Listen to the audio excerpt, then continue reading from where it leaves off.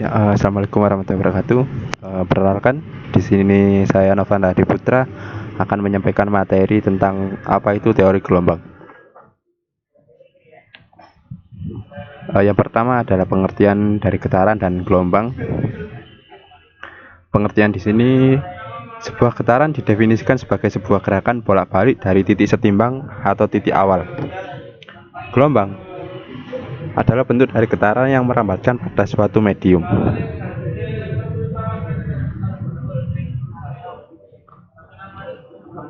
Sebagai contoh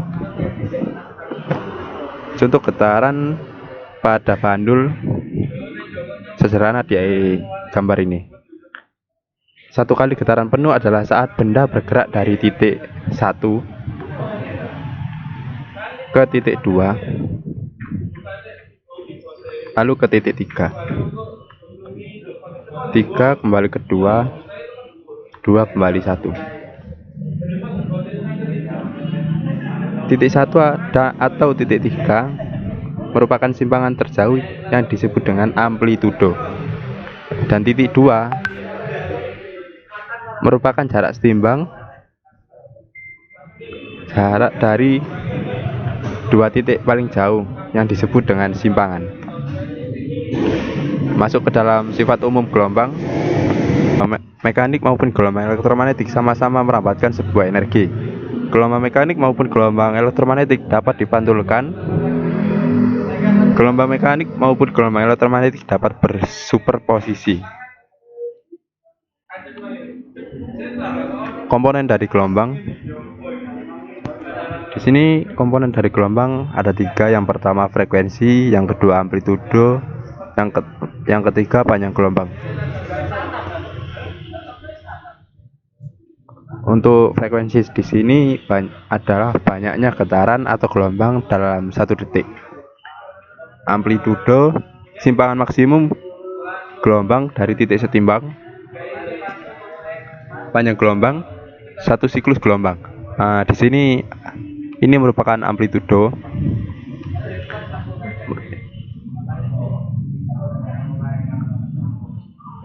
Untuk panjang gelombang, semisal dari bukit sini sampai ke bukit sini merupakan satu gelombang. Di sini frekuensi range. Frekuensi range dari manusia dari 2 Hz sampai ke 20.000 Hz. Ini untuk manusia. Terus untuk radio dari sini sampai sini biasanya digunakan dalam gelombang radio. Untuk microwave dan juga bisa digunakan dalam wifi antara 2,4 Hz sampai 5 Hz. Nah, untuk ini biasanya digunakan dalam kebutuhan militer. Audio frekuensi untuk infrasound biasanya pada hewan-hewan tertentu seperti badak dan gajah. Ya, untuk manusia sendiri antara 20 sampai 2000 Hz. Yang ini bisa didengar oleh manusia. Untuk ultrasonik 2000 sampai ke 2000 MHz. Biasanya digunakan atau bisa didengar oleh lumba-lumba atau kelelawar. Jenis gelombang berdasarkan arah rambat dan getar. Di sini ada 2. Yang pertama longitudinal, yang kedua transversal. Untuk gelombang longitudinal, gelombang arah rambat dan arah getarnya sejajar. Contohnya gelombang pegas dan bunyi. Untuk gelombang transversal, gelombangnya arah rambatnya tegak lurus pada getarnya. Contoh gelombang air, tali, dan cahaya. Untuk contoh gelombang longitudinal, sebuah pegas dalam salah satu ujungnya terikat secara horizontal berada dalam keadaan setimbang, kemudian ditarik dan dilepaskan sehingga terjadi getaran dan gelombang pada pegas tersebut.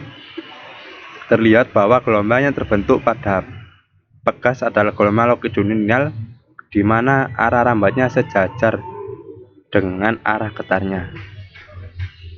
Untuk contoh dari gelombang transversal, seperti seorang anak menggetarkan seutas tali yang ujungnya terikat pada sebuah pohon, sehingga terbentuk gelombang pada tali tersebut seperti pada gambar ini. Terlihat bahwa gelombang yang terbentuk pada tali adalah gelombang transversal, di mana arah rambanya tegak lurus terhadap getarnya. Jenis gelombang berdasarkan medium merambatnya. Di sini juga ada dua, yang pertama mekanik dan kedua elektromagnetik. Untuk yang mekanik, gelombang yang membutuhkan media dalam perambatannya. Contoh gelombang tali dan bunyi. Untuk contohnya seperti yang di bawah. Gelombang mekanik ada banyak sekali, beberapa diantaranya seperti gelombang pada air, gelombang bunyi, gelombang pada dawai, dan juga gelombang pada selinki. Gelombang yang dapat merambat di ruang hampa dan di medium, contohnya sinyal X. Contoh lainnya seperti cahaya matahari.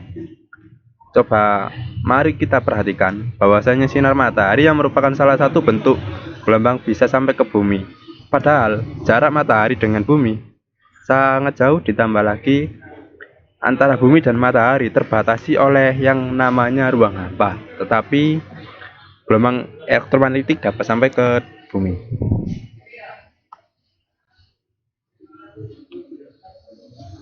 Sifat gelombang khusus gelombang. Ada mekanik dan elektromagnetik. Yang pertama mekanik. Gelombang mekanik memerlukan medium untuk merambat.